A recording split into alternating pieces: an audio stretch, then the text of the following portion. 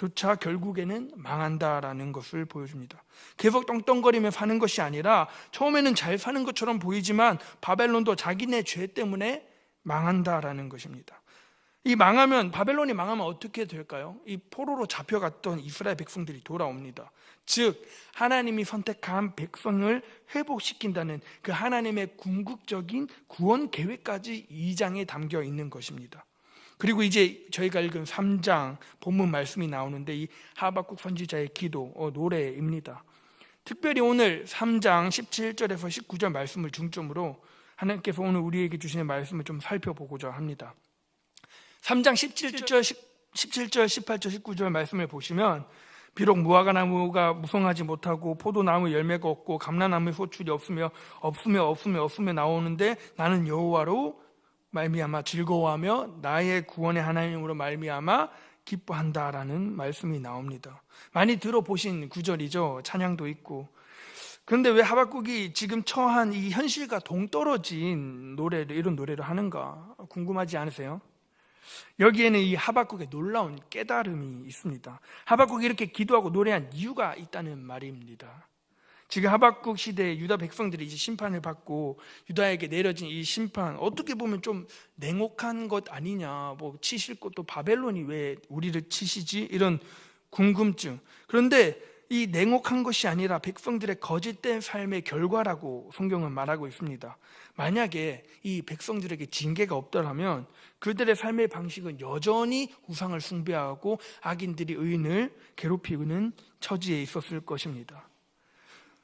읍시라국기 때 이스라엘 백성들만 봐도 우리는 잘 알지 않습니까? 처음에는 하나님 잘 믿다가 편안해지면 배신하고 배도하고, 그럼 하나님이 치시고 돌이키고 또 잠시 잘 믿다가 배신하고 배도하고, 이걸 40년 동안이나 하지 않습니까? 인간은 이렇게 나약하고 초라한 존재인 것 같습니다. 그러므로 이 고통, 이 유다 백성들을 치시는 고통은 이스라엘의 특성을 정죄하려고 하는 정화제 같은 것이죠.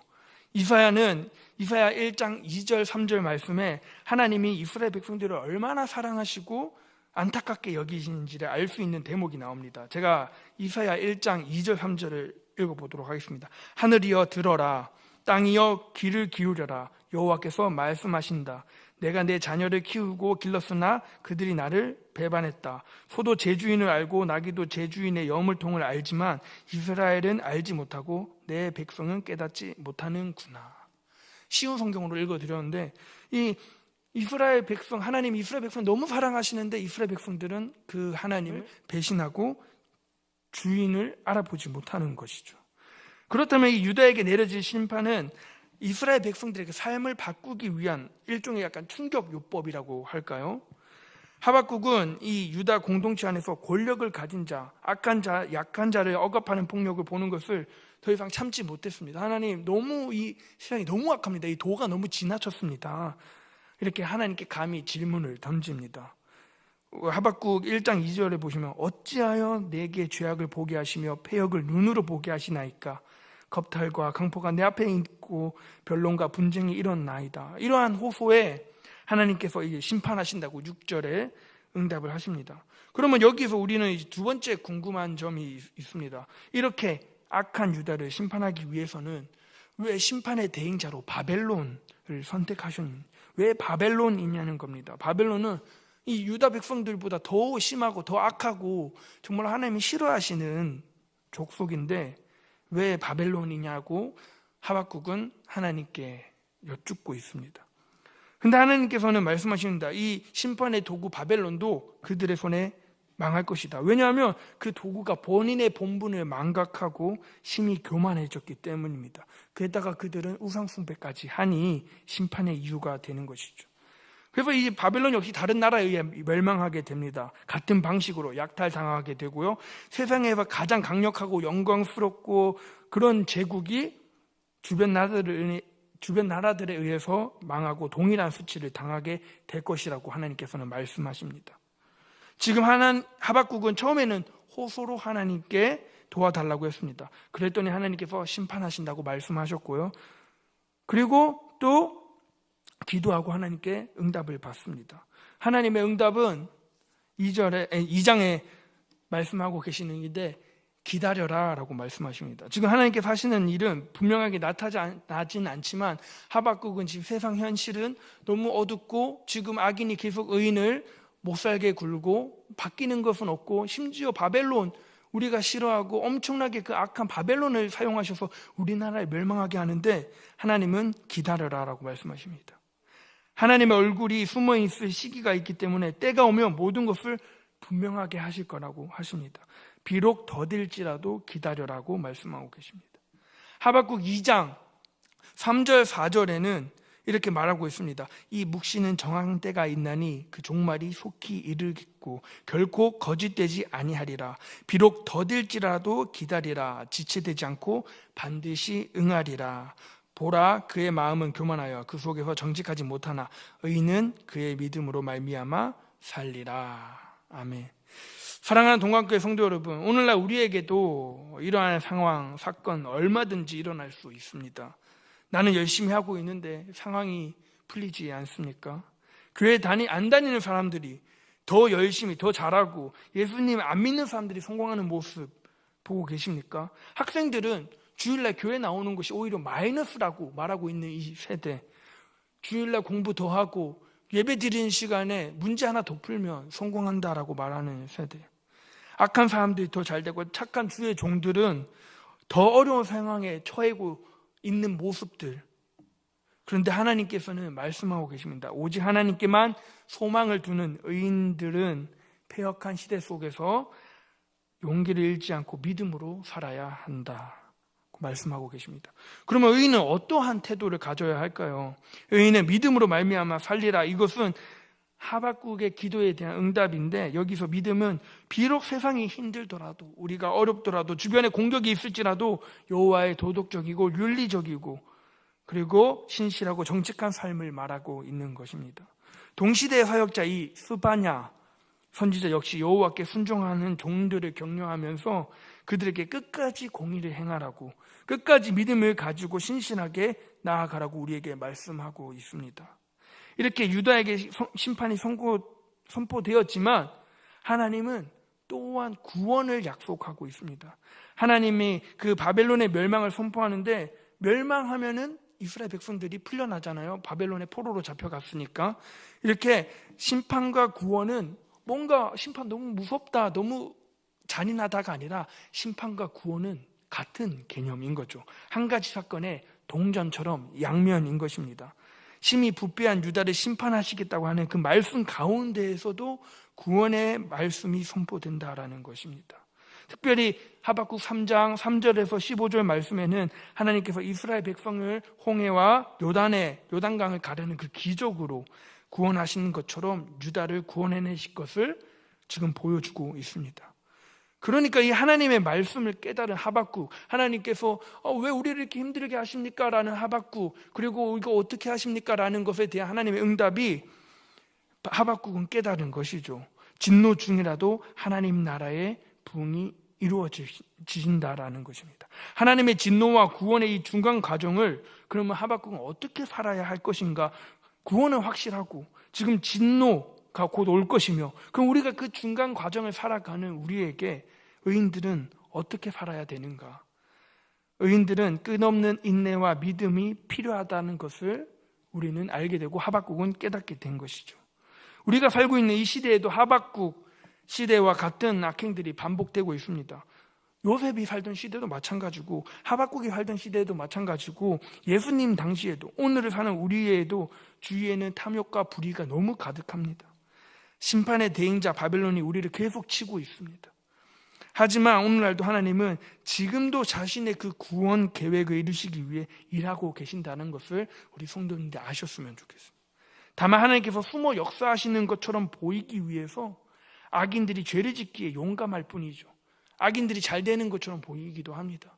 제가 이 말씀을 묵상하면서 저에게도 이런 일들이 주변에 조금 일어나고 있더라고요. 뭔가 정말로 저 사람은 정말로 하나님께서 좀 치셔야 되는데 오히려 저 사람이 왜 더 잘 되지? 나는 정말로 하나님 잘 믿는다고 하는데, 나는 정말로 그리스도인으로서 이것까지 하고 이렇게 하고 기도하고 말씀 읽고 예배 드리는데 왜 나는 이렇지? 또 저 사람은 정말로 잘 믿는 것처럼 보이고, 하나님 저 사람은 누가 봐도 신실한 그리스도인데 왜 저 성도님은, 저 집사님은 더 힘들게 하십니까? 라는 궁금증이 많이 생긴 적이 있습니다. 그런데 이 말씀을 묵상하면서 하나님께서 하박국에서 말씀하신 것처럼 하나님의 구원의 계획은, 하나님께서 보여주시는 그 섭리는 결국에는 승리하고 결국에는 소망이 있구나라는 것을 묵상하게 되었습니다. 이것을 깨달은 하박국은 비로소 17절, 18절, 19절에 노래할 수 있는 것이죠. 17절, 비록 무화과 나무가 무성하지 못하며 포도나무에 열매가 없고 감람나무에 소출이 없고 밭에 먹을 것이 없고 우리의 양이 없고 외양간에 소가 없을지라도 나는 여호와로 말미암아 즐거워하며 나의 구원의 하나님으로 말미암아 기뻐하리로다. 주의 여호와는 나의 힘이시라. 나의 발을 사슴과 같이 하사 나의 높은 곳으로 다니게 하시로다. 이 노래는 지휘하는 사람을 위하여 내 수금에 맞춘 것이니라. 아멘. 사실 뭐가 없고 그냥 보이는 것들을 얘기하는 게 아니라, 여기서 없고는 이 당시 시대 배경을 알며 엄청난 하박국의 노래 그리고 고백을 알 수 있습니다. 왜냐하면 이 어느 정도 믿음의 고백이냐면, 이 본문에 무화과 나무 나오죠. 그리고 포도나무 나오죠. 감람나무 나오고 밭 나오고 그리고 소, 양이 나옵니다. 근데 이게 뭘 뜻하냐면, 이 당시 시대적 배경과 이 지형을 알아야 됩니다.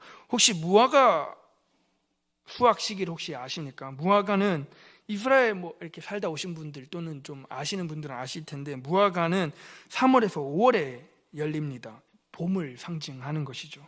포도나무는 7월, 8월이고요. 감람나무, 올리브죠. 올리브 감람나무는 9월, 10월. 밭농사는 11월에 밭갈이와 파종을 합니다. 이스라엘 백성들은. 그러니까 봄, 여름, 가을, 겨울, 그리고 양과 소, 목축까지 뜻하는, 그냥 감람나무, 무화과나무 이렇게 그냥 노래하는 것이 아니라 봄, 여름, 가을, 겨울을 상징하고 있습니다. 그러니까 봄, 여름, 가을, 겨울이 무엇입니까? 1년 내내 소출이 없을지라도, 나에게 뭐가 없을지라도 나는 여호와로 즐거워한다. 왜? 하나님께서 우리 백성 나를 구원하실 것을 나는 믿기 때문에. 여호와의 말씀에 의지하여 믿음으로 구원의 하나님을 기뻐한다는 것입니다. 마침내 행하실 그 하나님의 놀라운 구원과 그 은총과 하나님이 행사하시는 그 모든 계획이 우리에게 실제로 이뤄 벌어지는 그날, 우리는 감당할 수 있냐는 이 물음이 하박국 책인 것입니다. 그러나 이 모든 것을, 이 모든 말씀의 중심은 여전히 하나님이시고, 하나님은 그를 믿는 자들에게 반드시 말씀대로 의는 믿음으로 말미암아 사는 하나님의 계획이 이 땅을 휩쓰는 그 순간에도, 바벨론이 우리를 치는 그 순간에도 하나님의 신실함을 믿고 그분을 의지하며 구원을 받는 마침내 영적인 회복을 허락하실 것이라고 말씀하고 계십니다. 그것이 바로 하박국의 주제입니다. 모든 것이 사라진 자리에서 끝까지 하나님을 의지할 때 하나님은 반드시 우리를 건지시고 반드시 우리를 도우시고 마침내 하나님 안에서 누리는 온전한 승리를 허락하실 것입니다. 제가 요즘 듣는 찬양이 있는데 이 찬양 가사가 참 마음을 울리고 은혜가 되는 것입니다. 제가 한번 읽어드릴게요. 말씀 앞에서 경외함으로 주께 홀로 섭니다. 생명의 말씀 읽고 순종해 주를 예배합니다. 기록된 말씀 힘이 있어서 진리로 우리를 거룩해 하며 거룩한 말씀 세세 영원히 복음이 되어 말씀하시네.